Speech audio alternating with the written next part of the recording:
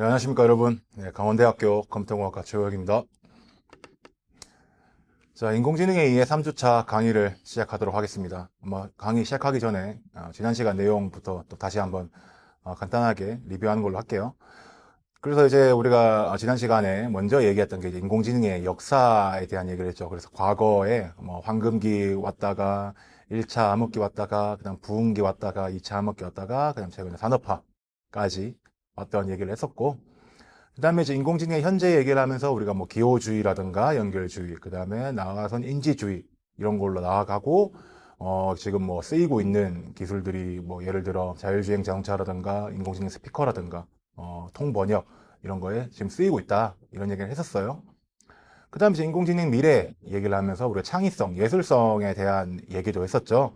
그래서 텍스트를 주어주면은 인공지능이 그림을 만들어낸다든가, 인공지능이 시를 쓴다든가, 아니면 인공지능이 그냥 일반적인 그림을 이제 화풍을 따라해서 낸다든가, 그런 많은 기술들이 가능하다, 이런 얘기를 했었습니다.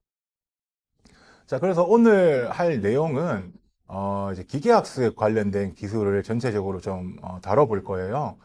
그래서 오늘 나눌 게 이제 지도학습 기술인데, 지도학습 기술은 이제 입력 데이터와 출력 데이터가 주어질 때 둘 간의 관계를 알아내는, 우리가 지금까지 계속 얘기했던 그 기계학습, 그게 이제 사실은 지도학습 기술과 유사합니다. 네.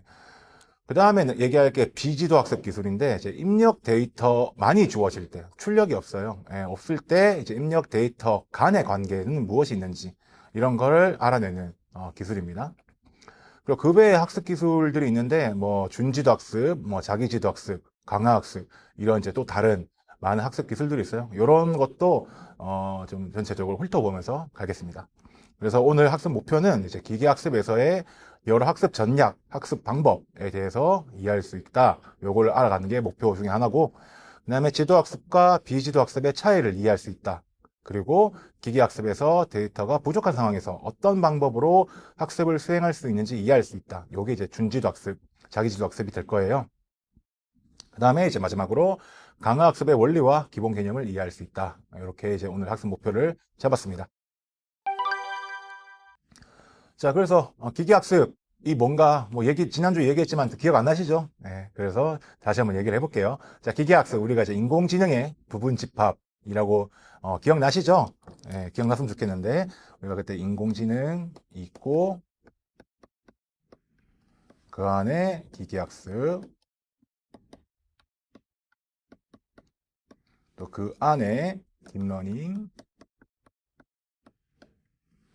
이렇게 있었다고 제가 말씀드렸잖아요. 그렇죠?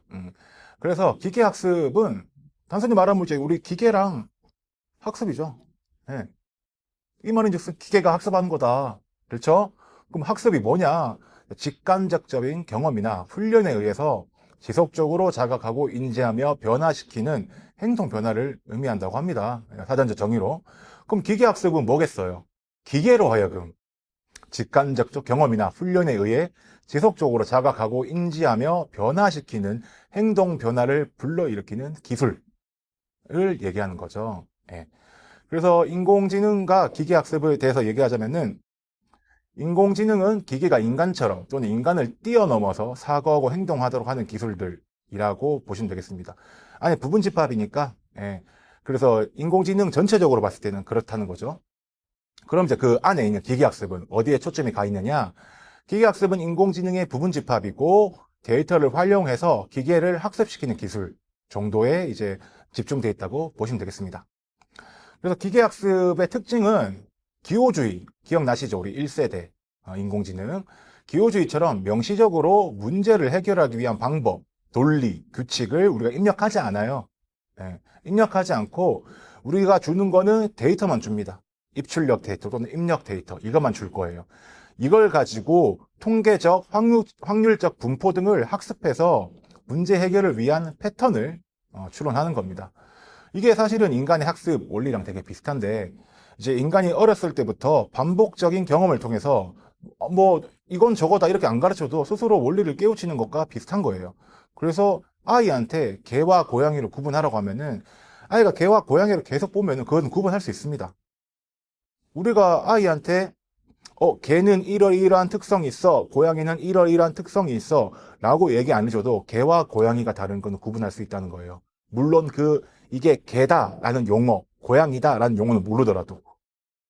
그래서 이런 이것처럼 기계학습도 반복적으로 입력과 출력을 계속 주면서, 입력 데이터를 계속 주면서 그 원리, 규칙, 논리를 깨우치는 겁니다.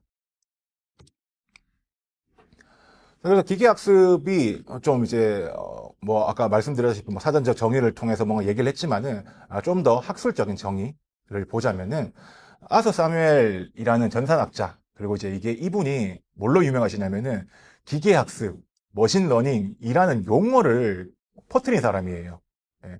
그리고 이제 체커 플레이 게임, 그리고 체커라고 그 게임이 있는데 그거 플레이하는 인공지능도 만드신 분이고, 예, 그래서 이제 이분은 기계학습은 컴퓨터에 명시적으로 프로그래밍 되지 않고, 중요하죠? 컴퓨터에 명시적으로 프로그래밍 되지 않고, 예, 배울 수 있는 능력을 부여하는 연구 분야이다. 우리가 아까 기호주의 인공지능 얘기할 때 계속 우리가 규칙을 미리 얘기한다. 논리를 미리 집어넣는다. 라고 얘기했잖아요. 그렇게 하지 않고 배울 수 있는 능력이다라는 거예요. 그래서 뭐 이제 컴퓨터에 명시적으로 문제 해결 방법, 어떤 논리 이런 걸 알려주는 게 아니라 컴퓨터가 학습할 수 있는 능력을 부여한다. 이렇게 생각하시면 돼요. 근데 뭐 사실 이제 기계학습이라는 분야가 아직 구체화되지 않았어요. 1959년에는. 물론 이분이 기계학습이라는 말을 퍼뜨리긴 했어도. 그래서 약간 좀 추상적이죠. 예. 뭔가 정의라고 하면은 뭔가 되게 이제 딱 짜여 있는 그런 정의가 될 것 같은데, 아직까지는 좀 이제 단순히 기계학습이라는 그 말 자체를 해석한 같은 그런 느낌이에요. 자, 그래서 이거보다 좀 더 정확한 정의, 좀 더 꽉 짜인 정의. 이거는 이제 톰 미첼이라는 이제 CMU, 이제 카네기 멜론 대학교 교수시자 전산학자. 그 다음에 이분은 또 뭘로 유명하냐면은 기계학습이라는 교과서를 만들었어요.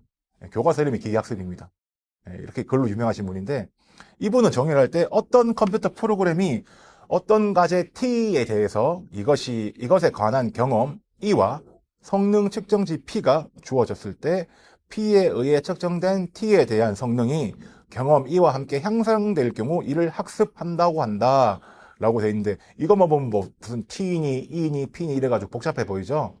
근데 그냥 간단하게 얘기하면은 우리가 바둑을 두는 컴퓨터 프로그램, 뭐 바둑을 두는 인공지능, 알파고 같은 거 이런 게 있다고 가정을 해볼게요. 그러면은 과제 T는 바둑이에요. 그 다음에 경험 E는 기보. 기보가 뭐예요? 바둑 두면은 어디에 뭐 났다 저기에 뭐 났다 이거. 예. 바둑 게임을 통해서 얻어지는 기보. 이런 게 경험이고, 그 다음에 P는 측정치. 뭐겠어요? 이겼나 졌나, 즉 승률, 이런 거죠. 그럼 이제 이렇게 해석해 봤을 때 어떤 컴퓨터 프로그램이 바둑을 두는 프로그램인데, 이 바둑 두는 경험이 계속 쌓이고 그랬을 때 성능 측정치가 올라간다면은 이거는 학습이다, 이런 거예요. 되게 간단하죠, 이렇게 해석하니까. 그래서 그냥 단순히 생각하면은 어떤 이제 우리가 중요한 거는 어떤 과업, 어떤 태스크, 어떤 걸 할 것이냐, 그리고 거기에 경험, 이 경험이란 거는 사실은 뭐 데이터라고 보시면 되죠. 예.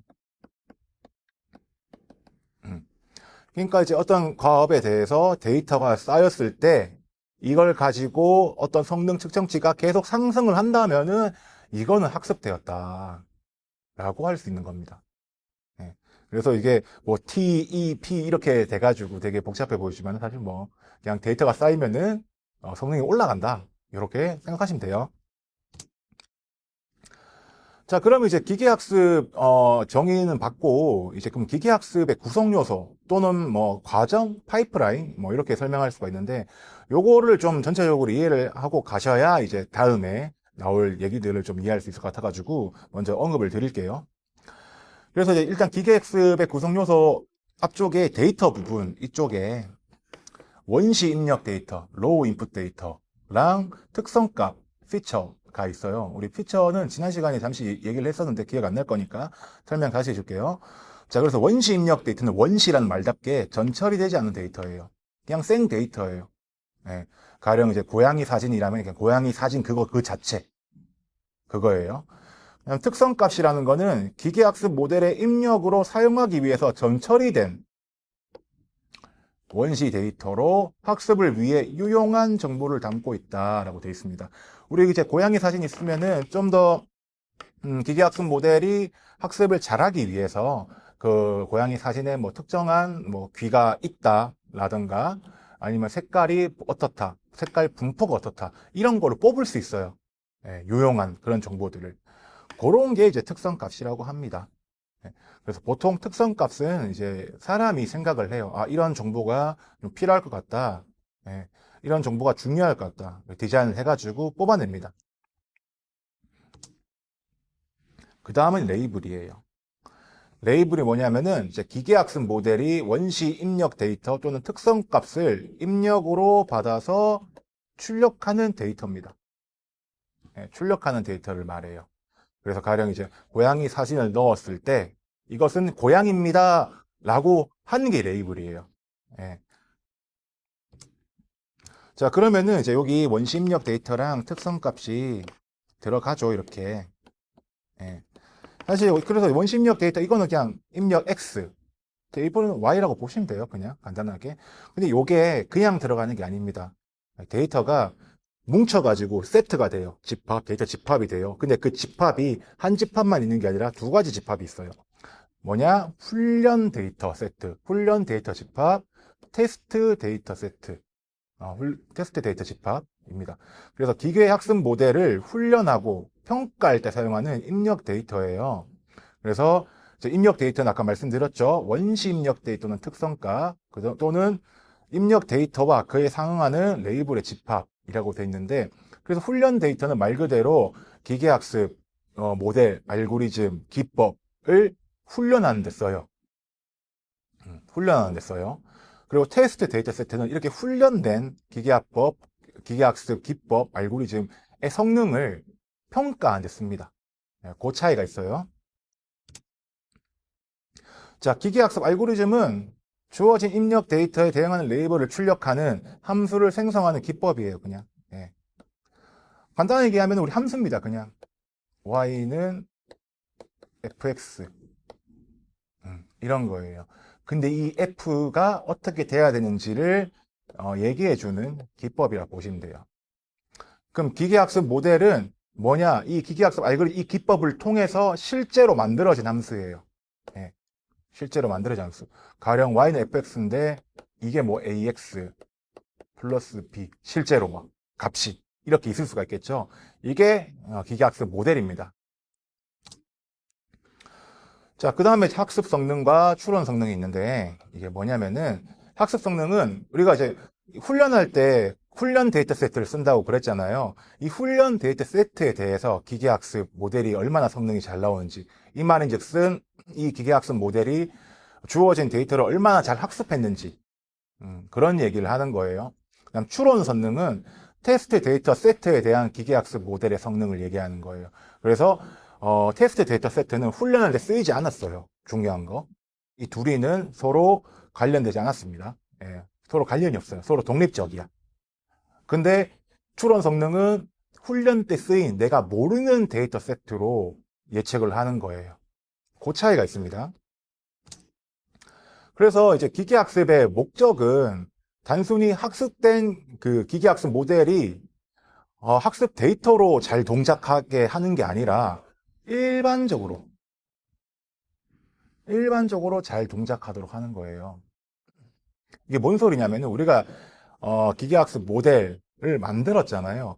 학습 모델을 훈련시켜서 만들었어요. 이거를 가지고 냅둘 건 아니잖아요. 실제 상황에서 우리가 이 모델을 써야 돼요. 그렇겠죠? 가령 뭐 우리가 고양이 가는 그런 기계학습 모델을 만들었으면은 그거를 이제 학습하고 난 다음에 이제 실제 우리 필드에 나가서 고양이 사진 올 때 이거 분류해줘 라고 해야 될 거 아니에요. 그러면은 실제 상황에서는 훈련 때 사용되지 않은 데이터가 들어오겠죠. 당연하죠.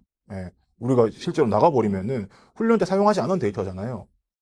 당연히 학습 데이터가 우리가 진짜 막 무한에 가까울 정도로 많다면은 전 세계에 있는 고양이 사진들은 죄다 가져와가지고 훈련시켰어요.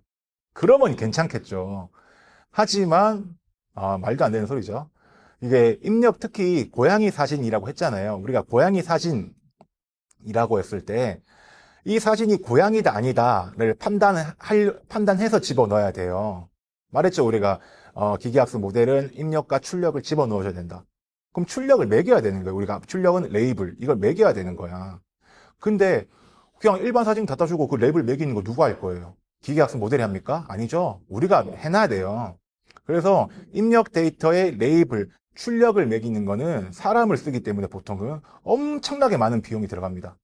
그래서 레이블이 존재하는 데이터, 레이블이 있는 데이터는 수집하기가 힘들어요, 많이. 대신에, 그래서 이제 대신에 우리가 학습에 사용되지 않는 데이터, 언신 데이터를 이용해가지고 기계학습 모델의 성능을 최대화할 수가 있습니다. 뭔 소리냐면 아까 우리가 훈련 데이터 세트가 있고 테스트 데이터 세트가 있죠. 우리가 처음에 데이터를 모았을 때 이게 퉁 이렇게 모았어요. 근데 이것 가지고 훈련에만 쓰는 게 아니라 여기 일부를 툭 떼서 훈련시키고 이걸 툭 떼서 테스트로 넣는 거예요.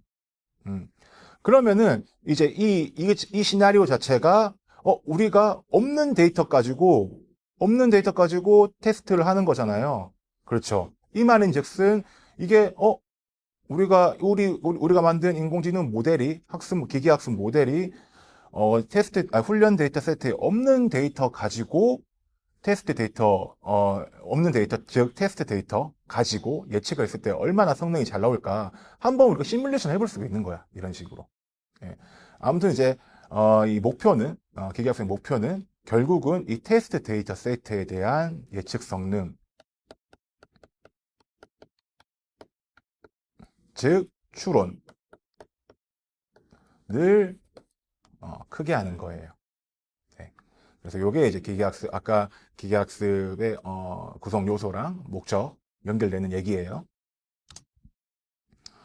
자, 그럼 이제 기계학습 알고리즘은 무엇이 있느냐? 되게 많습니다. 네, 분류가 되게 많아요. 그게 대표적으로 이제 지도학습, 큰 분류가 비지도학습, 그다음 준지도학습, 강화학습 이렇게 있는데요. 또 이제 각각 학습 기법별로 또 나뉩니다. 네, 그래서 어떻게 나뉘냐면은 첫 번째 종속 변수, 레이블. 이게 연속적이다 라고 하면은 연속적이 뭐 1, 2, 3, 4, 5 뭐 이런 거예요. 이런 거면은 회귀가 됩니다. 예. 대표적으로 집값 예측하는 거. 집값은 연속적이잖아요. 예, 1억, 1억 5천 이런 거고. 범주형 종속 변수는 뭐냐면은 연속적인 게 아니에요. 그냥 따로 분리가 될 수 있는 거예요. 남자, 여자, 개, 고양이 이런 거. 이런 거는 이제 분류라고 합니다. 우리가. 예, 이런 걸 하는 거는 그래서 CT 영상 또는 사진 분류. 그래서 CT 영상을 딱 보고 이게 여기 암이 있습니다. 라고 하는 거. 암이 있다 없다. 이런 거. 또는 사진 분류. 사진 딱 던져주고 이건 개다 고양이다. 이렇게 하는 거. 이런 게 분류라고 합니다. 비지도 학습은 지도 학습이랑 다르게 종속 변수 레이블이 없어요. 레이블이 없이 그냥 입력 데이터 하나만 있습니다. 네. 그래서 그걸 가지고 어떻게 해서 뭔가 새로운 패턴이라든가 이런 걸 찾는 건데 대표적으로 쿤지파, 클러스터링이라고 하는 게 있는데 입력 데이터를 가지고 비슷한 친구끼리 묶어 놓은 거예요. 단순하게 생각하면은. 예, 그래서 대표적인 분야가 고객 세분화. 그래서 이 고객들은 뭐 돈을 많이 쓰는 고객이다. 이 고객들은 사치품을 쓰는 고객들이다. 이 고객들은 뭐 아이스크림을 많이 먹는 고객이다. 뭐 이런 식으로 세분화를 할 수가 있죠. 그 다음에 차원 축소가 있습니다. 차원 축소가 뭔 소리냐면은 고차원의 데이터를 저차원으로 바꾸는 걸 차원 축소라고 그래요. 디테일한 건 뒤에 나올 건데 그래서 이 고차원의 데이터를 저차원으로 만든다는 말 자체가 데이터가 쪼그라든다는 거죠. 데이터 압축에 쓰입니다. 네. 그 다음에 준지도 학습은 기본적으로 범주형을 써요. 범주형 종속 변수를 쓰는데 네. 그래서 범주형 종속 변수를 써가지고 분류랑 군집화를 할 수가 있습니다. 네. 그 다음에 강화학습은 보통은 이제 범주형 종속 변수를 쓰는데 거기서 분류를 해가지고 뭐 마케팅 최적화를 하고 또 정석 변수가 없을 때는 그냥 제어를 해가지고 자율주행 자동차를 하는 그런 데 쓰이기도 합니다. 그래서 더 세부적인 거는 이제 각각 다루면서 얘기를 할게요. 자, 먼저 지도학습입니다. 영어로는 Supervised Learning이라고 하는데, 이제 레이블이 존재하는 입력 데이터에 상응하는 레이블이 있는 경우를 의미합니다. 그래서 입력과 이에 대응되는 레이블을 서로 연관시키도록 어떤 입력이 있으면은 어떤 입력이 있고 거기에 대한 레이블이 있으면은 그게 딱 맞도록 하는 관계를 찾아내는 거예요. 예, 그런 모델을 학습하는 방법입니다. 그래서 기본 훈련 방법은 아까 말한 거랑 되게 유사해요. 예, 아까 그 구성 요소처럼 입출력 데이터를 모아서 트레이닝 데이터셋, 테스트 데이터셋, 훈련 데이터셋, 테스트 데이터셋으로 나눕니다. 예, 그래서 훈련 데이터세트는 함수, 기계학습 모델을 학습하는 데 쓰이고 요걸 가지고 이 테스트 셋에 예측을 해서 성능을 봐가지고 이 친구가 일반적으로 이 정도 나오겠다. 없는 데이터 가지고 예측했을 때도 이런 걸 특정하는 겁니다. 그 종류는 대표적으로 이제 분류, 클래시피케이션이라고 하는데 주어진 입력 데이터가 어떤 범주, 카테고리에 속하는지 예측하는 겁니다. 그래서 아까 남자, 여자, 뭐 개, 고양이 이런 거요. 그래서 예측 결과가 이산적. 이산적이라는 말이 아까 그 남자, 여자 이렇게 따로 분리가 될 수 있다. 그런 얘기예요. 예. 그래서 요 밑에 그림 보시면은 이제 이 색깔이 다른 분류예요. 가령 뭐 초록색이 남자라 치고, 예, 그 다음에 청록색이 남자라 치고 초록색이 여자라고 치면은 요거를 잘 분류할 수 있는 어떤 라인 같은 거 찾는 거예요, 그냥. 예. 그래서 지금 뭐 좀 섞여 있긴 하지만은 대체적으로 이쪽에는 초록색이 많고 이쪽에는 청록색이 많죠. 예. 그래서 이런 라인을 찾는 게 분류다. 이렇게 생각하시면 됩니다. 회귀는 이제 리그레션이라고 하는데 주어진 입력 데이터로부터 연속성을 갖는 값을 예측하는 겁니다. 그래서 예측 결과가 연속적이다 이렇게 돼 있는데 보시면은 어떤 걸 하냐면은 이게 지금 빨간색이 실제 데이터예요. 실제 데이터 X축, Y축에 있는 데이터인데 이 데이터를 통해서 이쪽으로 가면 갈수록 Y 값이 얼마가 되겠다 라고 하는 걸 예측하는 거예요. 그 예측한 결과가 이 선입니다. 이 선을 만들어내는 거예요. 그래서 뭐 이게 뭐겠어요? 뭐 땅값이라든가 집값이라든가 아니 뭐 주식, 시장, 주가 같은 거 이런 거겠죠. 그래서 분류의 대표적인 알고리즘을 좀 소개를 몇 개 드릴게요. 첫 번째는 의사결정 나무예요. 디시전 트리라고 하는데 계층적으로 구성된 예, 아니요 질문에 응답함으로써 주어진 입력 데이터의 범주를 결정한다라고 되어 있어요. 그래서 우리가 지난번에 봤던 기호주의 인공지능과 되게 비슷하죠. 실제로 되게 유사한 방법입니다. 대신에 이 트루 펄스의 기준은 학습 알고리즘이 찾아내요. 그래서 날개가 있나요? 트루 펄스, 날 수 있나요? 트루 하면 매 이렇게 나오고 뭐 펄스는 생긴 지니러미가 있나요? 이렇게 트루 펄스 해가지고 결국 값이 무엇인지 이렇게 예측하는 그런 방법이에요. 그래서 이 날개가 있나요? 지느러미가 있나요? 뭐 이런 거는 우리가 이제 특징 값으로 얼추 넣어줘요. 그래서 정확히 말하면 뭐 날개의 길이 뭐 이런 값 넣어주고 뭐 지느러미의 길이 이런 거, 그 다음에 날 수 있나요? 뭐, 채공 시간? 뭐, 이렇게 얘기할 수 있겠죠? 뭐, 이런 이제 특징 값들을 이 의사결정 나무 알고리즘에 집어 넣어주는 거예요. 그러면은, 이 날개가 있나요? 라고 판단하는, 그러니까 날개의 길이가 뭐 0.5m 이상이어야 된다라든가, 그런 거는 이 학습 모델이 찾아줍니다. 이 기준은. 이런 차이가 있어요. 다음 K 최근접 이웃, K nearest neighbor라고 하는 건데 뭐냐면 이것도 되게 간단한 거예요. 주어진 입력 데이터와 가장 가까운 K개의 다른 입력 데이터들을 참고해서 현재 데이터의 출력 값을 결정하는 거예요. 이게 뭔 소리냐면은 예를 딱 보면은 우리가 요 데이터를 분류하려고 해요. 요 데이터를. 근데 K가 3이면은 이제 여기서부터 제일 가까운 친구 3개 있죠. 근데 빨간색은 별표는 클래스 A, 초록색은 클래스 B예요. 그래서 여기 3개를 딱 보니까 초록색이 더 많네, 세모가 더 많네. 그러니까 이 데이터는 클래스 B다 라고 예측을 하는 거예요. 자, 그러면 K 값이 커지면 어떨까? K 값이 커졌어. 최근에 있는 7개를 본다고 쳐요. 제일 가까이 있는. 이 정도, 이 라인이 들어있어요. 여기면은 몇 개야? 빨간색 별표가 4개고, 이렇게 초록색 세모가 3개예요. 그러면은, 이 친구는 클래스 A다. 별표다. 라고 예측하는 거예요. 아까 달라졌죠? 예. 그래서 이제 K에 따라서 가장 최근에 있는, 가장 근접해 있는 친구들을 얼마나 보느냐에 따라서 이제 또 결과가 달라지는 그런 분류 알고리즘입니다. 회귀의 예시로는 대표적으로 선형 회귀가 있어요. 선형 회귀라고 해서 뭐 어렵게 생각하실 필요 없이 이겁니다, 그냥. y는 ax 플러스 b. 예. 여기서 a는 기울기고 b는 슬로프, a가 기울기 슬로프고 b는 바이어스, 잔차 뭐 이런 거죠. 예, 밑에 절편 뭐 이라고 얘기를 하는데, 예, 요게 b고 이 기울기가 a죠. 예.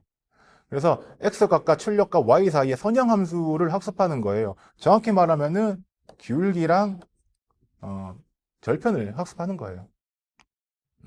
그래서 y는 x 플러스 b의 a랑 b를 우리가 학습했으면은 앞으로 모르는 x가 주어져도 가령 어떤 x가 이까지 가서 이미 이제 이 그래프가 학습이 됐다 칠게요.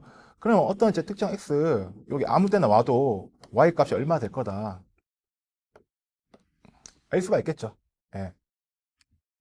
그래서 이제 모르는 x가 주어져도 이제 학습된 a랑 b로부터 y가 어떻게 될 거다 추론 가능하다 연속적인 값으로 그렇습니다. 또 다른 얘기는, 또 다른 회귀 예로는 이제 로지스틱 회귀가 있는데, 이제 주어진 입력값이 1 또는 특정 범주에 속할 확률을 0에서 1 사이의 출력값으로 예측합니다. 그래서 이제 여기서 쓰는 게 시그모이드 함수라고 표시는 이렇게 시그마로 하는데, 이렇게 이제 쭉, 이게 시그모이드 함수의 라인이에요. 라인이고, 이게 실제 입력 데이터가 이렇게 들어옵니다.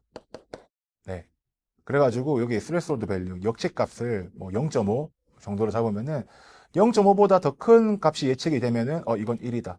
0.5보다 더 작은 값이 예측되면은 이건 0이다. 뭐 이런 식으로 예측을 하는 그런 방식이에요. 또는 이제 그냥 일반적인 여기 이 값들을 줄 수도 있고. 네, 지금까지가 이제 지도학습의 대표적인 세부 분류인 분류랑 회귀를 소개해 드렸고, 이제 다음은 이제 지도학습을 했으니까 비지도학습으로 가보도록 하죠.